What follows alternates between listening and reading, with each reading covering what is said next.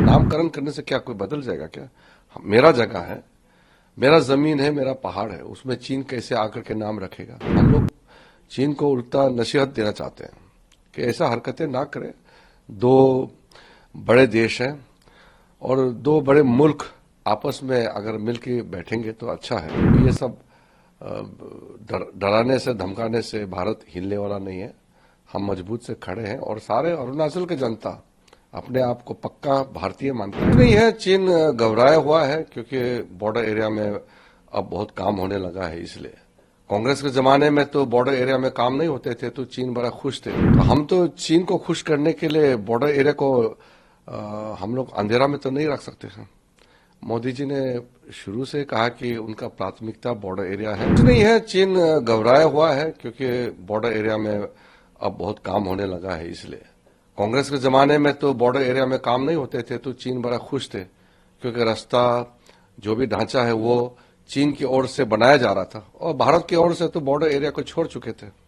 तो मोदी जी ने आकर के ये कांग्रेस की नीति को पलट करके अब सारे बॉर्डर एरिया में रास्ते बन रहे हैं, वहां पे बेसिक सुविधा 4G नेटवर्क पहुंच रहे हैं, स्कूल, वहां मेडिकल फैसिलिटीज, गांव में पीने का पानी, बिजली सब पहुंच रहे हैं।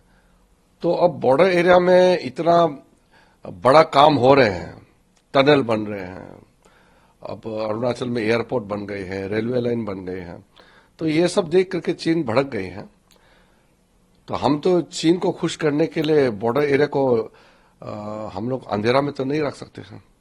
मोदी जी ने शुरू से कहा कि उनका प्राथमिकता बॉर्डर एरिया है और नॉर्थ ईस्ट के पूरे स्टेट्स और खास करके जो बॉर्डर एरिया हैं जिसको कांग्रेस ने छोड़ चुके हैं उसको फिर से मुख्य धारा में लाना है।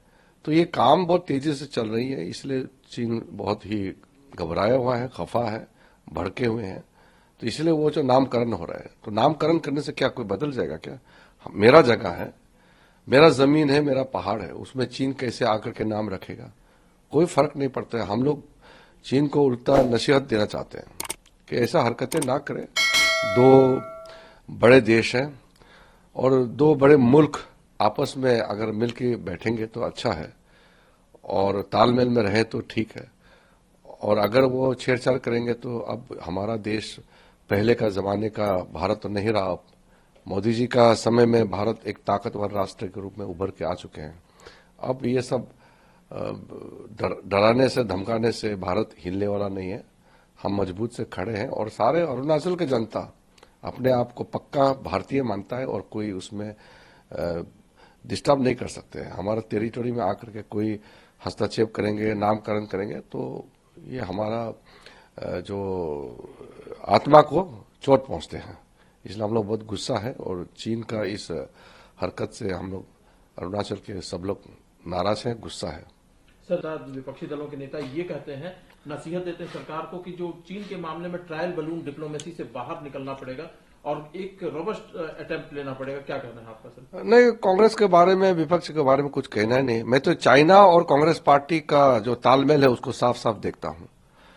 कांग्रेस पार्टी जो भी काम करते हैं वो चीन का प्रोपेगेंडा को और आगे बढ़ाने वाला काम करते हैं। अब राहुल गांधी का और खड़गे जी का जितने भी बात को आप सुनिए, वो चीन जो भाषा करते हैं वही भाषा में कांग्रेस वाला भी बोलते हैं। तो कांग्रेस का काम करने का तरीका, चीन का प्रोपेगेंडा, उसमें बिल्कुल तालमेल है। इसलिए हम लोग कांग्रेस का बातों को कोई तवज्जो नहीं देते। अरुणाचल के लोग भारत के तमाम चीजों को समझते हैं। अरुणाचल वाले तो बाकी जितने भारत देश में रहने वाले हैं उससे भी ज्यादा कट्टर देश प्रेमी है।